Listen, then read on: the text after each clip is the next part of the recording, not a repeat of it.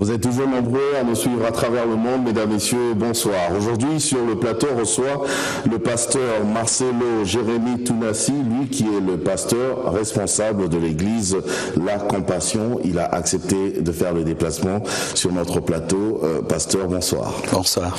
En tout cas, c'est un plaisir parce que très longtemps, on a toujours voulu vous recevoir à cette émission. Et ben voilà, l'occasion est là. Mais déjà, on aimerait savoir l'église La Compassion est née quand? Elle a commencé comment? Et c'était en quelle année? L'église La Compassion a commencé en 1998, au mois de février. Comment? C'était un appel de Dieu. J'ai évolué pendant 4 ans au pied d'un homme de Dieu qui s'appelle Daniel Capepula, qui est maintenant aux États-Unis. Il nous avait formés, c'était un apôtre, c'était un formateur. Il formait des hommes pour qu'ils les lancent, pas pour les garder sur place. Et pendant 4 ans, j'étais à ses pieds. Il avait une école du ministère et il avait un don. C'était un homme, quand il priait pour vous, son onction venait, il vous transmettait son onction. Il ne priait pas seulement que les gens tombaient, mais vous devenez des autres lui, et même plus que lui. Et il avait fait une école, il nous a imposé les mains et j'ai reçu son onction. Et pendant 2 ans, j'ai fait un jeûne. J'ai disparu presque. Je n'ai pris 2 ans, ouais. De jeûne. Donc pas que du jour pour jour, mais c'était vraiment 2 ans que j'avais consacré à prier. Et j'ai jeûné. Et un jour, je me promenais, je me souviens, c'était au niveau de Méfait. Et puis Dieu m'a dit, tu as trop prié, tu commences l'église. J'ai dit non, j'ai rien, j'ai même pas suffisamment d'onction de puissance. Il dit, tu commences. Il y avait quelqu'un qui m'avait promis de l'argent. Je pensais qu'avec cet argent, je vais acheter les tôles, les chaises et tout le reste. Je vais commencer une église déjà top. Mais cet homme m'a donné $20. Et j'ai pu acheter, je crois, 1 ou 2 chaises avec. Et Dieu m'a dit, tu vois, tu commences avec moi. Et j'ai commencé une église comme ça, un mercredi. Vous l'avez commencé comment? Dans votre salon? Non, j'ai commencé d'abord avec 3 personnes. C'était une intercession, on priait à 3 au niveau de Lombo, si je me souviens, à 3, dans la maison d'une maman. Ensuite, on a commencé à prier à Luangue parce que son salon était devenu petit. On débordait. Je trouvais un salon plus grand et on débordait encore. Et là, nous nous sommes organisés. Et j'ai pu trouver un endroit à Bachi au niveau de Salongo. Et Dieu m'a dit, tu as trop de gens pour commencer une église. J'ai dit, pourquoi? Non, ils sont trop nombreux. Parmi eux, il y a des gens qui te suivent dans la chair. Il faudrait que tu puisses sélectionner. Et puis il m'a parlé de l'histoire de Gédéon, qui avait trop de militaires. Dieu n'en voulait pas autant. Et puis Dieu m'a dit, tu feras un jeûne et tous les faibles vont fuir. Parmi eux, il y avait des fanatiques. Il y avait des fanatiques et d'autres qui voulaient une nouvelle église pour avoir des nouvelles responsabilités. Et là, on a fait un jeûne de 7 jours avec 1 litre de jus. Et les gens ont fui. Ils sont restés à 30 personnes. Et avec ces 30, on a commencé une église. On a mis une chaire, un tapis, même le sol, quelques chaises. J'ai prêché sans instrument. Et j'étais tout mince là, je crois que j'avais 40 kilos. Il n'y avait pas de tôle, rien, sous le soleil. On a commencé. Mercredi avec culte. Vendredi et dimanche, et c'est parti comme ça jusqu'aujourd'hui, sans affiche, ni banderole, ni rien du tout comme ça. On peut dire que déjà vous aviez la chose de Dieu. On aura le temps d'en parler dans cette émission, on a tout le temps. Mais vous êtes pasteur aujourd'hui, un des grands pasteurs que la République démocratique du Congo connaît. Mais vous étiez enfant jadis. Alors on aimerait quand même savoir, ça c'est vraiment le basique, quel genre d'enfant vous étiez? J'aimais beaucoup m'habiller. J'aimais beaucoup la musique, parce que mon père vivait en musique. Mon père écoutait Julio Ecclesia du matin au soir. C'est le fait que je crois que j'ai mémorisé toutes ses chansons. Et mon père se lavait avec la musique, avec une radio. Donc il vivait en musique et c'est comme ça que j'ai aimé la musique. Mais moi j'ai plus aimé le funk, j'aimais plus le rap, hip-hop et tout le reste. Mais en notre temps c'était plus le funk, Michael Jackson et tout. Et j'aimais bien les filles aussi. Améti, il aime toujours les filles. Mais j'étais plus attaché à la musique et à la mode. C'était ça vraiment Marcelo, quoi. Vous n'étiez pas turbulent Oui, timide? J'étais... ça dépend de où. Quand j'étais à l'école, j'étais très sérieux. Quand j'étais dans le quartier, j'étais pas bagarreur, j'aimais pas me battre, j'aimais parler. J'étais toujours un chef de bande. Turbulent, pas trop, mais je savais ce que je voulais. C'est un enfant très célèbre? Oui. Ouais. Dans le quartier? Ouais, très célèbre, très célèbre. Pas trop à l'école, parce qu'à l'école j'allais étudier, mais dans le quartier, oui. En tout cas, est-ce qu'il y avait une profession qui vous inspirait à l'époque, quand vous étiez enfant? Mon père a travaillé chez un homme qui était, je crois, l'homme le plus riche de Goma, et je voulais être riche. J'avais pas une profession de préférence, mais je voulais être un grand homme d'affaires. Et puis un temps, on a vécu dans un hôtel, c'était un grand palace, toujours mon père nous avait amenés là-bas, et je voulais aussi être un hôtelier. Mais vers 14-15 ans, je voulais être comme mon oncle. Mon oncle, c'était un jeune qui avait tout ce qu'il voulait, il s'habillait bien, il avait la bonne musique, donc il avait la vie que je voulais avoir. Je voulais être comme mon oncle, mais il m'a déçu parce qu'il s'était converti, quoi. Puis je me dis, comment il s'est converti? Ma star s'était convertie. Et d'ailleurs, c'est l'une des choses qui m'a amené vers Dieu. On aura le temps d'en parler. Alors, pasteur, est-ce qu'il y a une histoire de votre enfance qui vous fait rire jusqu'aujourd'hui, rien qu'en y pensant? Oui, quand j'étais à l'internat, parce que j'étais à l'internat des prêtres frères maristes, j'ai fait une année là-bas. Et alors, j'avais un ami qui était servant. Et puis on nous racontait des histoires que si vous volez la Sainte Seine, ça va se transformer en sang et tout le reste. Et puis on a parié, et un jour, la nuit, on est entré dans l'église. On a volé la Sainte Seine. On a pris un paquet, parce que c'était empaqué dans un sachet là. On a bouffé comme des biscuits, et ça ne se transformait toujours pas en sang. Et quelques temps après, le prêtre s'est rendu compte qu'il y avait des pains qui avaient disparu. Il a suspendu notre... à l'église catholique? Oui, à l'église catholique. Les hosties. Donc. Les hosties, on a volé les hosties. Et il a été suspendu. Et moi pas. Et ça m'a toujours fait rire, parce que comment j'ai eu le courage d'entrer dans une église pour voler des hosties. Et quelle idée de vouloir vraiment entrer dans... Je voulais avoir des preuves si vraiment ça se transforme en sang. C'est vrai. Merci, pasteur. Alors, vous êtes pasteur, je le répète tout le temps, je le dirai tout le temps, même jusqu'à la fin de l'émission. Comment s'est fait justement votre conversion, votre rencontre avec Jésus-Christ? Mais déjà, avant de nous dire ça, est-ce qu'on peut connaître, si ce n'est pas un secret, votre passé avant Jésus-Christ, avant même de vous convertir? Mon passé avant Jésus-Christ, c'est que j'étais trop dans la musique, j'étais trop dans la mode, et puis après, je suis tombé dans la pornographie. J'étais un jeune, mais vraiment, il y a un temps, je ne regardais que des films pornographiques. J'avais des amis qui avaient des parents qui vivaient en Europe, qui envoyaient des films, et les parents, même mes parents seront étonnés même d'entendre ça. Et j'étais vraiment dans la pornographie. Et j'allais dans des cinés. À l'âge de 15 ans, je me déguisais des fois en adulte, parce qu'il fallait avoir 18 ans pour entrer dans ces cinés. Je rendais ma voix rock, je portais un chapeau, j'entrais dans ces films-là, regardais ces films. Et Dieu m'a fait grâce, j'ai pas connu de femme avant ma conversion.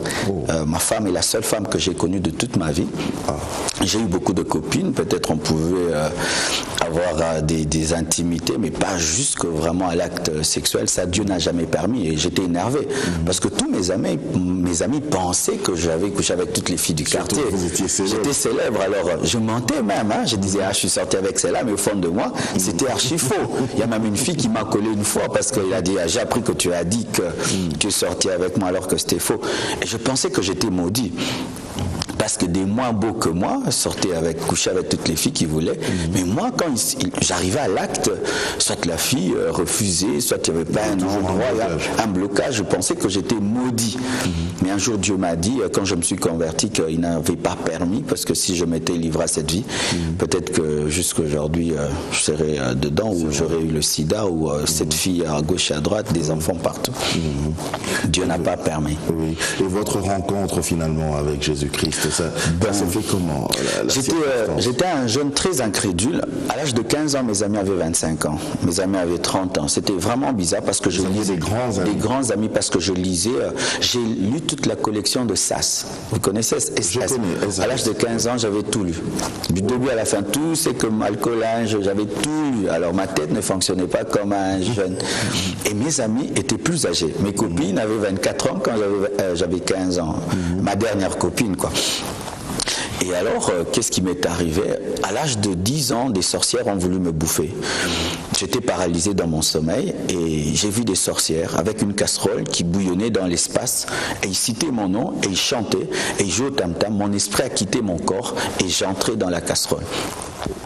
J'ai prié, je vous salue Marie, ça n'a pas tenu, j'ai prié notre Père et j'étais délivré de ces sorcières, mais elles me parlaient.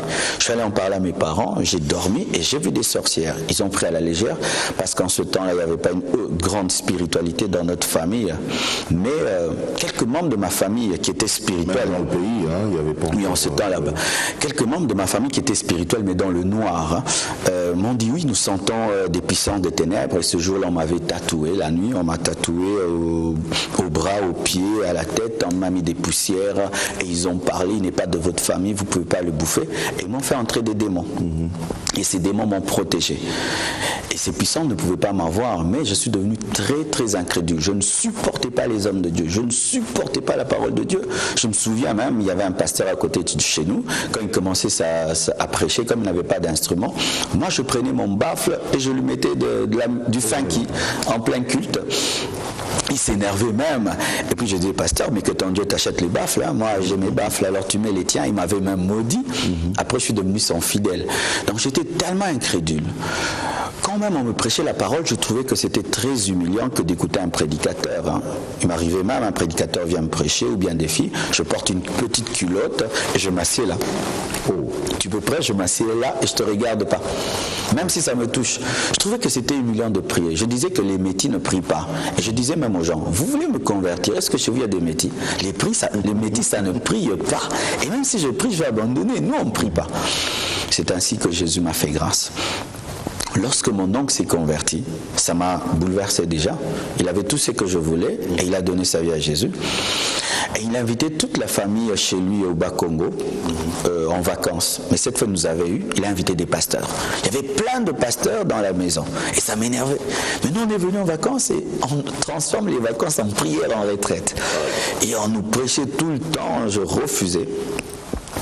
Mais la maison était remplie de la présence de Dieu. Tellement qu'on priait. Je suis allé prendre ma douche. J'avais, je crois, mon essuie autour de mes reins. Et j'ai voulu sortir de la salle de bain, j'ai une apparition. Oh, carrément. Ouais. J'ai vu une lumière devant ma porte et une voix m'a parlé. Vous ne rêviez pas? Non, dans ma salle de bain. Une lumière et une voix, comme Paul. Marcelo, convertis-toi. Aïe, aïe, aïe, aïe. Attends, c'était pas votre tête qui vous jouait des tours? Moi, pensez à Dieu. Non, tu sais, même mon père, il me dit, Marcelo, toi, c'est Jésus qui t'a changé. Moi, j'étais vraiment la brebis perdue de la famille, quoi. Oh. C'est moi qui ai amené le mal et c'est moi qui ai amené Jésus. Oh. Et la voix m'a dit, Marcelo, convertis-toi. J'ai commencé à trembler. Je sentais une telle sainteté que j'avais envie de fuir. Et un amour. Donc j'avais envie de fuir et de rester. L'amour me disait reste, la sainteté me disait fuis. Et puis j'ai répondu à la voix. On se convertit comment? Et la voix me répondra. Souviens-toi des paroles de mon serviteur Jean. Jean, c'était un frère qui me prêchait. Vous avez répondu à la voix avec avec ma voix, j'ai répondu. Tel que vous me parlez. Oui. Comment on se convertit? Et puis il dit, souviens-toi des paroles de mon serviteur Jean. Jean, c'était le seul frère qui, malgré mon orgueil, continue à me parler de Dieu. Et Jean me disait, Marcelo, c'est vrai que tu dis que les métis ne prient pas, mais Dieu ne te demande pas de te changer. Il te dit de venir à lui, viens comme tu es. Si tu fais un pas, Dieu fera 9 pas pour toi. Et ce jour-là, je ne sais pas ce que j'ai dit à Dieu, mais j'ai pris la décision d'arrêter d'être orgueilleux, menteur. Ah, j'étais aussi un grand menteur. Je mentais à un niveau que même si je viens te dire que je t'ai menti, tu crois pas. Je te mettais vraiment dans la poche, tu n'en sors plus. Et j'ai menti même aux gens que j'étais fils de Kengo à l'école. Ouais. Ah oui, c'est vrai, on voit les traits là. Je mentais même que je suis fils de Kengo, que je venais de l'Europe, alors que j'ai jamais été à Paris, même pas, j'ai jamais quitté ce pays, quoi. Disons quitté l'Afrique. Et je mentais comme ça. Tout le monde savait que Marcelo vient des vacances à Bruxelles, Allemagne et tout. Et je devais dire la vérité. Je suis allé chercher tout le monde. Je t'ai menti, tu sais. J'ai jamais été en Europe, je t'ai menti, tu sais. Mon père, c'est elle. Je t'ai menti et j'ai vraiment arrangé avec tout le monde.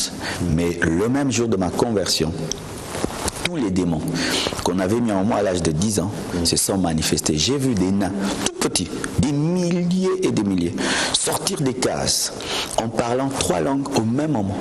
En swahili, en français, en lingala. Pourquoi tu t'es converti? Ils sont entrés par la fenêtre, ils m'ont pris. Et mon esprit sortait de mon corps. Jaco, quand les gens meurent, ils se voient. Ils voient leur corps. Ils voient même le médecin, comment il se bat pour les réanimer. Moi, j'ai vu mon corps. J'ai vu mes cousins, mes cousines en train de jouer, mais je ne pouvais pas parler. Mon esprit flottait. Et je sortais par la fenêtre. Et je me suis souvenu, j'étais à nouveau converti, je ne connaissais rien sur Dieu. Et je me suis souvenu d'une petite histoire. Il paraît que quand les démons t'attaquent, dit Jésus. Mais ma bouche ne pouvait pas parler. Mes doigts ne bougeaient pas. J'ai crié Jésus dans mon esprit. Tu sais que l'esprit a une bouche, l'esprit a des yeux et des oreilles. J'ai dit, oui. Autant nous avons un corps physique, nous avons un corps spirituel. Et mon corps spirituel, j'ai dit Jésus. Et tous ces nains sont partis. Et je suis retombé. J'ai senti vraiment que je suis redescendu dans mon corps. Et j'ai crié. Les démons m'ont attaqué. Tout le monde a fui. Depuis ce jour-là, je n'aimais plus dormir. Parce que chaque nuit, des puissants des ténèbres venaient, des serpents m'apparaissaient, des voix me parlaient. C'est comme ça que j'ai été obligé de chercher Dieu. Oh, mais vous êtes pasteur aujourd'hui, ça c'est vraiment votre conversion. Oui. Puisque vous avez parlé vous avez dit que longtemps vous avez fait croire aux gens que vous êtes le fils de Kengo, alors justement, puisqu'on en parle, quelle est vraiment votre nationalité? Excusez-moi si c'est pas indiscret. Non, je suis congolais, mais j'ai des... Parce que beaucoup disent que vous êtes brésilien. Oui. Je suis congolais, mais j'ai des racines aussi allemandes, parce que mon arrière-grand-père était un militaire nazi. Oh là là. Ouais. Qui a déserté, il est venu en Afrique. Il a connu une femme qui est du Kivu. Ils ont eu le père de mon père. Et le père de mon père a épousé une Rwandaise. Et ils ont eu mon père. Et mon père a épousé une Mouchi du Kivu. Et ils m'ont eu. Donc j'ai tous ces sangs-là en moi, quoi. En tout cas. Donc maintenant, on peut conclure que vous êtes vraiment congolais. Moi, je suis congolais, j'ai épousé une Moulouba. Voilà, donc il n'y a aucun souci, plus de polémique à ce moment. Voilà. Il y a plusieurs activités que vous organisez, pasteur. On aura le temps d'en parler, mais puisque je tiens à ma main votre ouvrage, un livre que vous avez écrit, le titre c'est « Découvre et expérimente sa présence ». J'aimerais qu'on puisse en parler brièvement. Déjà, rien que le titre, découvre et expérimente sa présence. La présence de qui? Expliquez-nous déjà. La présence de Dieu. De Dieu. Ouais, parce que moi, vous expliquez comment on peut découvrir. Parce que Jacob a dit, Dieu était là, mais je ne le savais pas. Vous savez que Dieu est ici. Oui. Mais il suffit d'être conscient qu'il est là. Oui. Dieu peut être là en train de parler. Mais faites conscient qu'il part pour sentir, pour entendre sa voix. Et beaucoup de gens passent à côté de cette visitation de Dieu. Dieu est dans leur chambre, il est dans leur salon, il est même dans leur salle de bain. Moi, il est venu dans la salle de bain. Justement, je voulais parler de ça, parce qu'il est venu dans votre salle de bain, mais vous étiez têtu, vous n'y croyez même pas. Mais lui, il est venu, il vous a parlé, donc vous n'étiez même pas conscient. Mais pourquoi ici vous parlez de la conscience, qu'il faut être conscient pour remarquer, découvrir la présence de Dieu? Parce que des fois, avec Dieu, c'est comme le lit pâté, quoi. Il te touche, après, tu dois le toucher. C'est comme Paul dit, je cherche à saisir celui qui m'a saisi. Ouais. Dieu se révèle à vous des fois sans vous le chercher, mais après il te dit monte ici. Il s'est révélé à Moïse au travers du buisson ardent, mais après il dit tu montes à la montagne. C'est pas parce qu'il est venu vers toi par le buisson ardent qu'il te dira jamais d'aller à la montagne. Ça part, il vient vers toi. C'est comme une invitation, mais c'est à toi maintenant de t'habiller et d'y aller. Pasteur Marcelo, vous le dites peut-être parce que vous êtes pasteur, c'est un peu plus facile pour vous, mais pour nous par exemple, ou pour eux qui nous suivent, la vie avec Dieu, comment l'expérimenter, comment le découvrir, comment arriver à le cerner, comment je peux faire ça? Il y a tellement de choses, mais je peux donner un petit secret. Oui. Avoir un rendez-vous avec Dieu. Comment? Dire à Dieu, 6 heures du matin, je serai toujours debout pour prier, selon son emploi du temps. Un autre dira à 12 heures, l'autre à 16 heures, 18 heures, l'autre à 0 heure. Avoir une heure précise. Et si même vous pouvez avoir un lieu aussi précis, vous fixez un rendez-vous avec Dieu pour prier seulement, pour l'adorer, le contempler, et il viendra. Mais avec le temps, vous savez, la première fois que vous m'avez appelé, oui. je n'ai pas reconnu peut-être votre voix, mais à force, on n'a pas même besoin de dire c'est tonton Jaco. Je dis tonton Jaco, pourquoi? À force de causer avec vous, je maîtrise maintenant le thème de votre voix. Oui. Et à force de parler avec Dieu, on maîtrise même quand est-ce qu'il vient, quand est-ce qu'il est triste, quand est-ce qu'il est en colère, quand est-ce qu'il est content, quand est-ce qu'il veut faire une chose. C'est à force. Fixer des rendez-vous, quelqu'un dirait que c'est un peu agir aussi comme les magiciens, parce que eux le font, ils ont des rendez-vous. Ils ont imité. Ils ont des heures précises. Pourquoi devrions-nous faire ça? Donc là, je le donne, c'est le basique. Hein? Oui. Là, on dit prier sans cesse. Oui. Là, c'est une dimension, maintenant, quand tu as grandi, tout de même là, pendant qu'on a une émission, mon esprit prie. Mais quand je vais enseigner les bases, avec les bases de la vie chrétienne, je dis à un nouveau converti, fixer un rendez-vous avec Dieu. Mais pourquoi les magiciens le font? Parce que Satan, il fut un serviteur de Dieu. Tout ce qu'il fait, c'est une imitation. Vous savez que Daniel, il priait 3 fois. Oui. D'ailleurs, même si on l'a attrapé, c'est à cause de ses rendez-vous. Et Jésus aussi avait l'habitude de prier à la montagne. C'est à cause de ses habitudes qu'on l'a arrêté. Ah non, je connais, il est où? Ah, allons, il est tel endroit, on va l'attraper. Il a l'habitude d'y aller.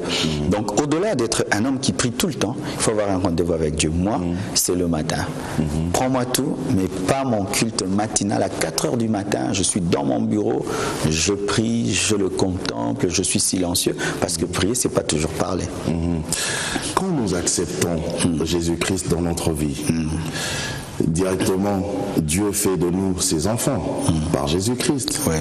Alors, si nous sommes ses enfants, pourquoi devrions-nous tout le temps le prier? C'est comme si on cherchait continuellement une certaine connexion. Pourquoi? Vous avez acheté un téléphone, mais pourquoi vous le rechargez? Ça n'a rien à voir, pasteur. Ouais, mais la source, c'est l'électricité, c'est ça la source. Et Dieu, c'est ça votre source. Même si Dieu est votre Père, il faut vous connecter à la source pour continuer à vivre. Si vous sortez un poisson de l'eau, il meurt. Vous sortez un arbre de la terre, l'arbre meurt. Et l'homme, c'est un arbre renversé dont les racines sont fixées au ciel. Et c'est par la prière maintenant que nous tirons la sève divine. Dieu est mon Père, mais je dois être en communion avec lui. C'est comme l'enfant. Dans le sein maternel, il y a le cordon ombilical. Il a besoin d'être en communion avec Dieu. Et la prière n'est pas seulement faite pour demander, pour être en communion avec notre source. C'est pourquoi Dieu s'appelle Abba. Abba Père. Abba, c'est source. Et je dois être en connexion avec ma source pour continuer de vivre. Je vais vous donner un autre exemple. Vous avez un fils qui s'appelle Oracle, que je salue d'ailleurs en passant. Est-ce que Oracle a besoin tout le temps d'être tout près de papa? Il n'en a pas besoin puisque papa sait déjà que Oracle c'est mon enfant et que forcément il a de besoins. Il faut que je fasse ci, il faut que je fasse ça. Il y a des dimensions. Oracle étant un enfant, j'ai fait des choses pour lui. Mais quand il devient un fils, et s'il n'est pas proche de moi, peut-être qu'il n'aura pas tout mon héritage. Parce que la Bible dit que tant que l'héritier est un enfant, il n'est pas différent d'un esclave. Quand on est enfant de Dieu, il y a des choses que Dieu fait. Mais quand on grandit en Dieu, Dieu devient de plus en plus exigeant. C'est pourquoi il était très exigeant avec Moïse, mais pas très exigeant avec le peuple, parce qu'il avait une autre dimension. Oracle, aujourd'hui, il y a des trucs que je peux comprendre en lui, mais quand il aura 18 ans, non. Si je lui donne $1000, et puis après 2 jours, il me dit qu'il n'a plus, est-ce que demain je vais lui confier la charge de mes business? Non, même s'il est mon fils. Donc, même avec avec Dieu, il y a des choses, il faut payer le prix, même si on est fils de Dieu. C'est pourquoi Dieu n'appelle pas tout le monde. À gagner la confiance de Dieu. C'est pourquoi Dieu n'appelle pas tout le monde son ami. Tu peux être enfant de Dieu sans être l'ami de Dieu. Pour être ami, il faut obéir, il faut qu'il te fasse confiance, il faut qu'il te confie des choses. Elle dit, si vous êtes fidèle dans peu de choses, je vous confierai des plus grandes choses. Même au ciel, nous n'aurons pas le même rang. Certains vont briller comme les étoiles, d'autres auront la splendeur du ciel. Le ciel ne brille pas tant qu'une étoile. Il y aura des dimensions. Même les anges n'ont pas le même niveau. Il y a des archanges et des anges. Même parmi les enfants de Dieu, on n'a pas le même niveau. En tout cas. Et ce livre, on peut l'acheter quand même Oui. Il se vend. Le stock est presque épuisé. Je suis en train de faire le deuxième. Là, maintenant, il se vend seulement à l'église, limité 2e rue, quartier industriel numéro 6. Il est à $20. À part ce livre que vous venez d'écrire, il y a aussi l'émission Dans sa présence, qui passe d'ailleurs sur une des chaînes locales d'ici. Et je pose cette question d'abord parce que actuellement, à travers cette émission, vous parlez beaucoup plus de la masturbation et ça fait vraiment couler beaucoup d'encre et de salive. Pourquoi avez-vous choisi seulement parler de la masturbation? Parce que Dieu m'a révélé que la masturbation est un péché qui sévit dans l'Église et pas seulement parmi les païens, parce que l'émission c'est dans sa présence. C'est-à-dire les gens qui veulent vivre dans la présence de Dieu vivent dans la masturbation. Ils sont très étonnés de rechercher la présence de Dieu sans la trouver, disant mais moi je ne pêche pas, je ne commets pas l'impudicité, je me masturbe seulement, alors que la masturbation est un grand péché qui chasse la présence de Dieu. Comment ça? Parce que, en principe, il n'y a personne. Quand quelqu'un se masturbe, il n'y a pas de partenaire. Il est seul. Comment est-ce qu'il peut pécher? Parce que la sexualité, Dieu l'a créée pour que ce soit une relation partagée. Dieu n'a pas créé la sexualité pour qu'elle soit égoïste. Et quand quelqu'un se masturbe, il fait ce qu'on appelle l'autosatisfaction, qui est de l'égoïsme. Et c'est une déviation, c'est une impureté. C'est pourquoi la masturbation est un péché, parce que masturbation vient du terme manus, donc c'est donner du plaisir avec sa main. Et alors que Dieu a prévu un homme, une femme, dans le mariage, je précise, dans le mariage, la sexualité c'est seulement dans le mariage, même pas pour les fiancés, même pas dans les fiançailles. Même pas dans les fiançailles. Ouais. Donc Dieu a prévu la sexualité entre un homme et une femme. C'est un échange. C'est un échange, la sexualité. Alors quelqu'un qui est dans la masturbation, il échange avec qui? Il échange avec sa main. C'est une déviation. Est-ce qu'il y a un esprit qui accompagne cela, cet acte-là? Au début, la masturbation est une œuvre de la chair, mais lorsqu'on demeure dans une œuvre de la chair, on ouvre la porte à un démon, parce que le diable se nourrit du mal. C'est comme les mouches. Les mouches ne viennent que là où il y a la saleté. Et quand quelqu'un demeure dans la masturbation, ça attire un esprit de mari de nuit, si c'est une femme, parce qu'il y a des femmes aussi qui se masturbent, ou un esprit de femme de nuit, si c'est un homme. Ça peut même amener certains au célibat. Il y a des gens qui ne se marient pas parce qu'ils sont satisfaits par la masturbation. Et même dans le mariage, ça peut amener le divorce ou même l'infidélité, où la femme refuse d'être satisfaite par son mari et n'arrive pas, parce que quand on se livre trop à la masturbation, ça devient une habitude, et même dans le mariage, ça peut vous suivre. Votre émission, c'est dans sa présence, dans la présence de Dieu, dans la présence de l'Éternel.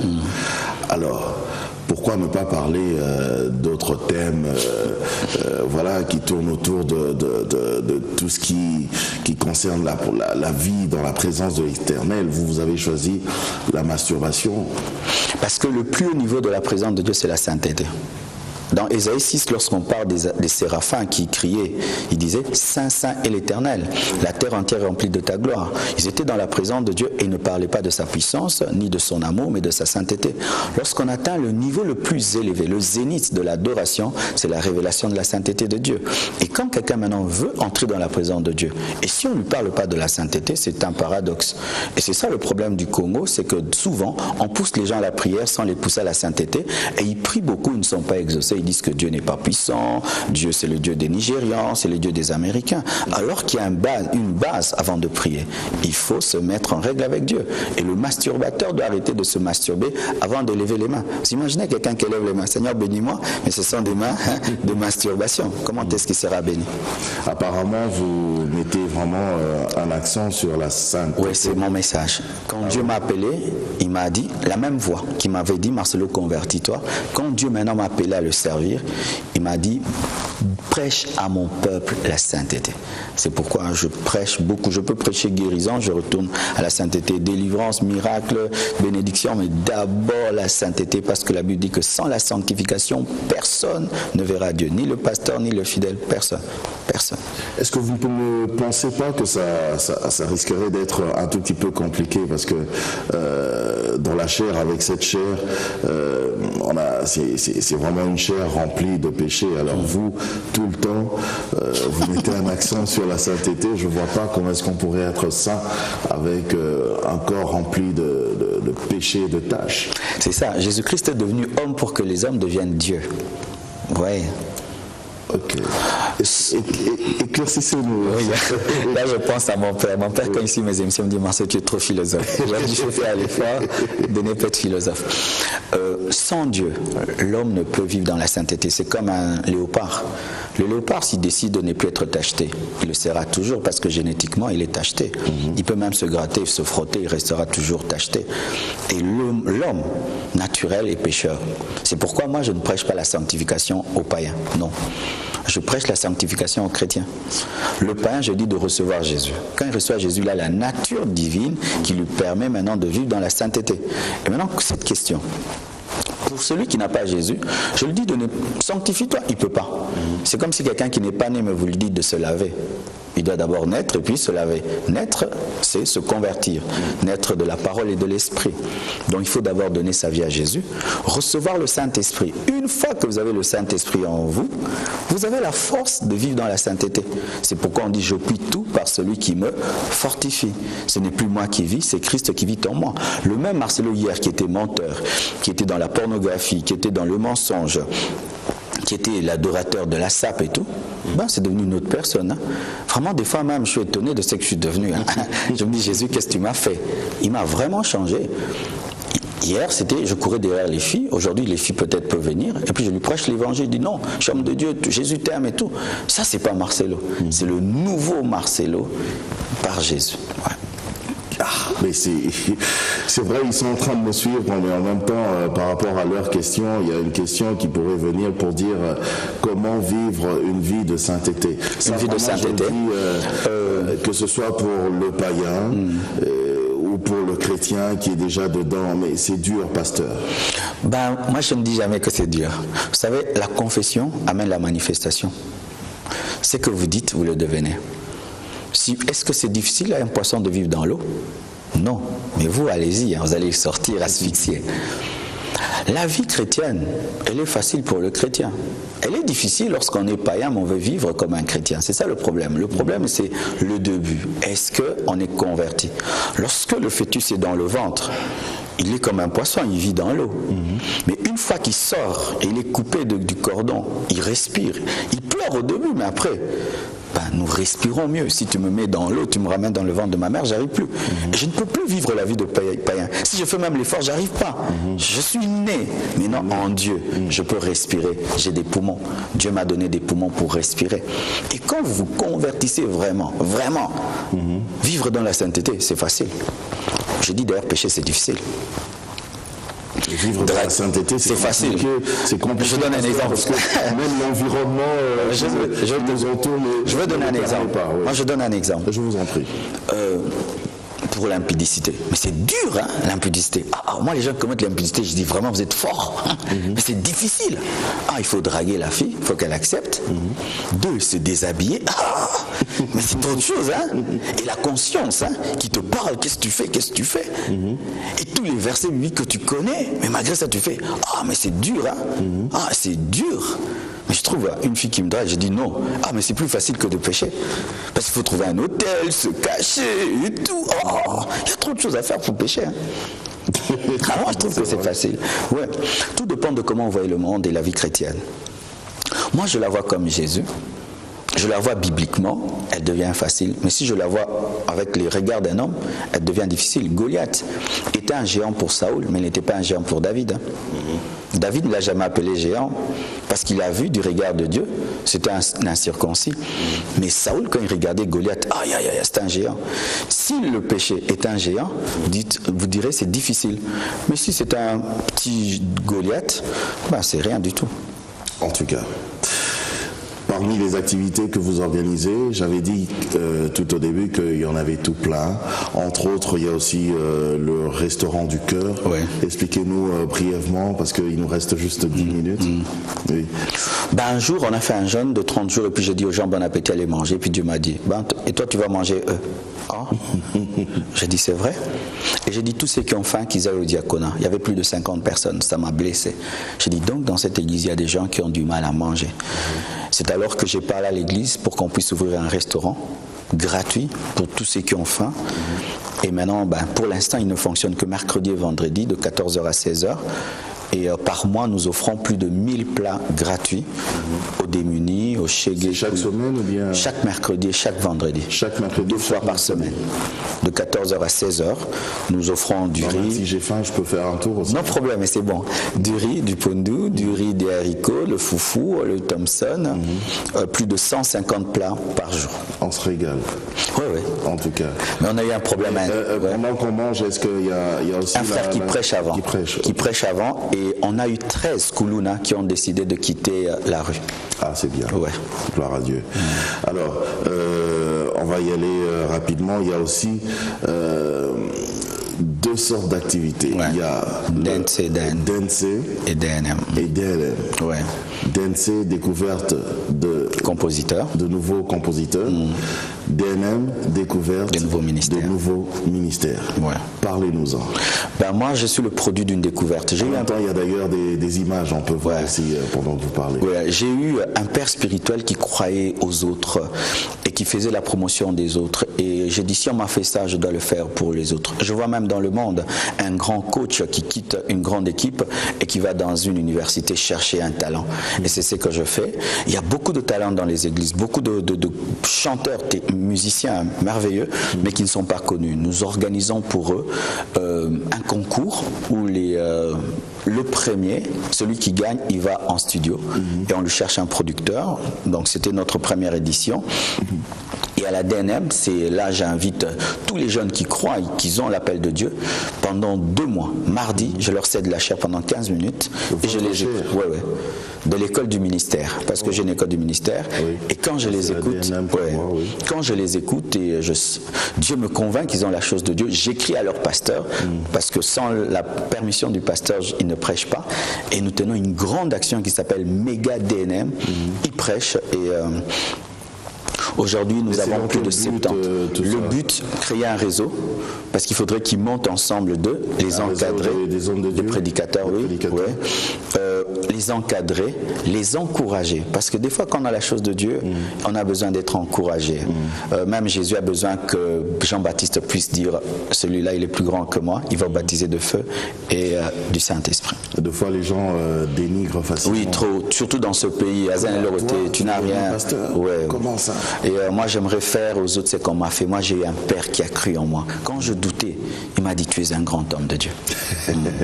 Je parie que quand je serai pasteur, si ça arrivait, les gens vont crier. Mais vous savez, les vrais appelés de Dieu, ce sont les gens qui ne cherchent pas l'appel de Dieu. Parce qu'ils n'ont pas de motivation impure, l'argent, le succès, l'honneur. Ouais, ce sont les vrais appelés de Dieu. Un vrai appelé de Dieu ne veut pas que Dieu l'appelle. En tout cas. Et ça, c'est pour les DNM, mais pour les DNC, après, qu'est-ce que vous en faites? Je fais des concerts avec eux. Dernièrement, nous avons eu un concert avec RLS et j'organise des concerts. Le dimanche prochain, je serai à la dédicace de l'album de Liga Musica, qui était le 2e. Et je les encourage, je les conseille, je prie avec eux pour qu'ils ne tombent pas dans les pièges de la célébrité. c'est très important. Ah oui. Parce que ça peut arriver aussi dans le monde de Dieu, chrétien, des enfants de Dieu. Oui. C'est très important. Qu'est-ce qu'on peut retenir déjà, pasteur, pour ce soir?